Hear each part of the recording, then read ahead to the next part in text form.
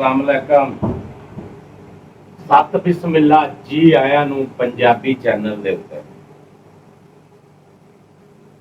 उन्हें कहा भी पहाड़ां चों निकल आइयां नहरां ने कदी रस्ते चों नहीं पूछया कि समुंदर किन्नी दूर है।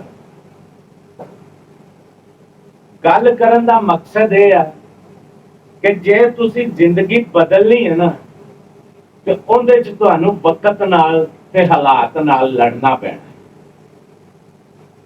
ते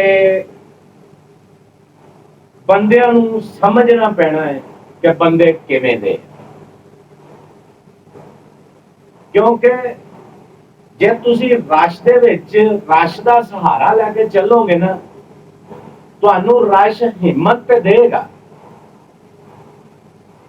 रश हिम्मत ते देगा, लेकिन तुहाडी उत्थे कोई पहचान नहीं होएगी। तुहाडा जिहड़ा नां होया ना वो तुहाडे तो खोया जाएगा। क्योंकि रश दे विच कदी किसी बंदे का नां नहीं बनया, हमेशा लीडर का ही नां आंदा। ते ये आ तुहाडे बस दी गल। जदों लड़ोगे ते कल्ले चलोगे ते तुहाडी जिंदगी आ सोना बना लो। इस तो हट के तुहाडी जिंदगी है उहनूं भावें सौ के गुजार दिओ, ये तुहाडे हथ वास्ते। क्योंकि मेहनत है ना जिहड़ी मेहनत इहदे करन दा सिला किसे ना किसे हद ते किसे ना किसे वक्त दे विच अरूज जरूर आंदा।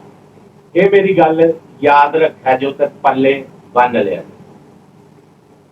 अगे मैं पहले गल सुनाई है कि पहाड़ां दे विचों निकलण वालियां नहरां ने कदी रस्ते चों किसे कोलों नहीं पूछया कि समुंदर किन्नी दूर है। क्योंकि पानी नूं जिधर दा भी मूंह सिर आया, जिधरों भी उहनूं ओट लगी, अगों ठल लगी ते पानी नूं जदों दा लगा उहने उधरों निकल जाना हुंदा।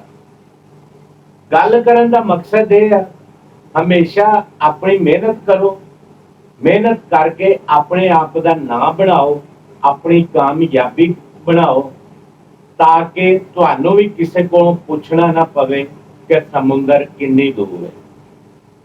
इहदा मतलब यह है कि तुहानूं किसी को यह ना पूछना पवे कि कामयाबी किन्नी दूर है।